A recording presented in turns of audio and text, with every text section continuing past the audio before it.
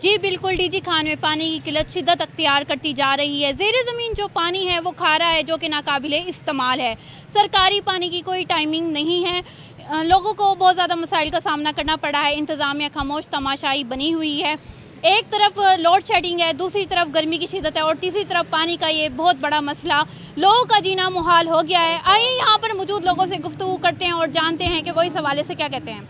جی ادھر پانی کا بہت ایشو ہے۔ ہم اسٹوڈنٹ ہیں، ادھر یونیورسٹی جانے کے لیے نہانے کے لیے پانی نہیں ہوتا، اور اس طرح لوڈ شیڈنگ بھی ہے، اور بجلی کا بھی بہت سارا ایشو ہوتا ہے، کیونکہ ادھر 1 گھنٹہ بجلی لائٹ آتی ہے، 1 گھنٹہ نہیں ہوتی۔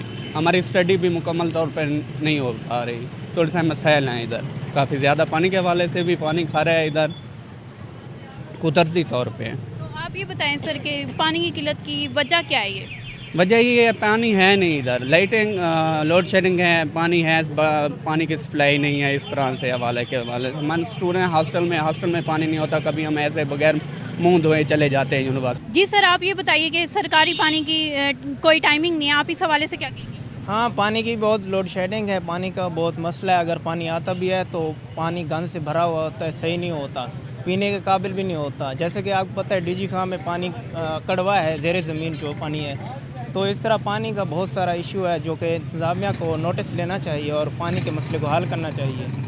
جی سر آپ پانی کی قلت کے حوالے سے کیا کہنا چاہتے ہیں؟ پانی کا بحران اتنا ہے کہ حد سے بھی زیادہ، سمے سے باہر یہ نہ جو حکومت بیٹھی ہے سمے سے باہر ہے۔ بہت سارے پریشان ہیں، ایک مہنگائی ہے، دوسرے نمبر کے اوپر یہ بجلی کی اتنی قلت مچا کے اس نے رکھی ہوئی ہے، ملک کا بیڑا غرق کر کے رکھا ہوا ہے۔ اس کے بعد پانی کی ایسا حالت ہے کہ بجلی کے حساب سے یہ چلتا ہے، اس کی بجلی نہ ختم ہو جاتا ہے۔ اس کے بعد پانی اگر آئے بھی جائے پینے کے قابل بالکل نہیں ہے۔ اس کے بعد انتظامیہ کو چاہیے کہ وہ نوٹس لے ادھر کا۔ ہم بہت پریشان ہیں پانی کی وجہ سے۔ جی سر آپ پانی کی قلت کے حوالے سے کیا کہنا چاہتے ہیں؟ جی پانی آتا ہے، کبھی نہیں آتا۔ جب کبھی آتا ہے بدبو والا ہوتا ہے۔ اب جب سے یہ نئی حکومت آئی ہے پانی کا حال یہ ہے لوڈ شیڈنگ ہے۔ جب پانی آتا ہے اس وقت بجلی نہیں ہوتی۔ بجلی نہ ہونے سے پانی کی بہت بڑی مشکل ہے۔ پہلی بات تو یہ ہے جو ملک بیٹھی ہے بجلی کو سنبھالے۔ اس کے بعد پانی کا مسئلہ اہم ہے۔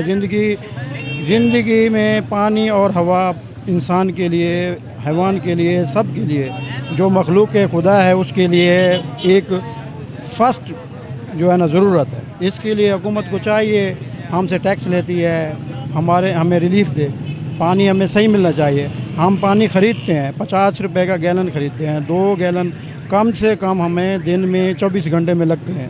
100 روپے کا ہم پانی پیتے ہیں۔ ڈیزل پٹرول مہنگا ہے، جو فلٹر لگے ہوئے ہیں ان کا بھی یہی حال ہے، کبھی پانی ہوتا ہے کبھی نہیں ہوتا۔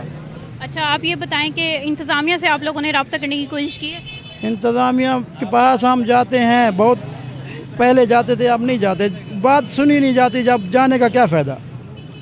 وہیں جائیں، وہیں فارم پہ جائیں جہاں کچھ سنی جائے، اس کے اوپر عمل ہو۔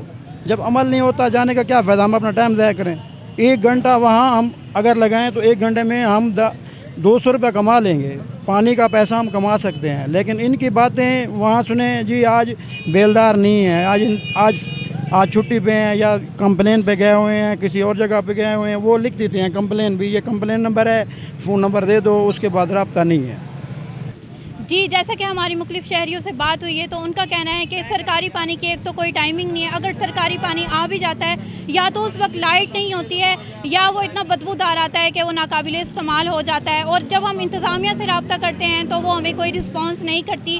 تو ایک طرف گرمی کی بہت زیادہ شدت ہے اور دوسری طرف پانی کی اتنی زیادہ قلت ہے تو ہمیں کافی مسائل کا سامنا کرنا پڑا ہے۔ جی اس کا مستقبل نہیں ہے، اس کی کیا وجہ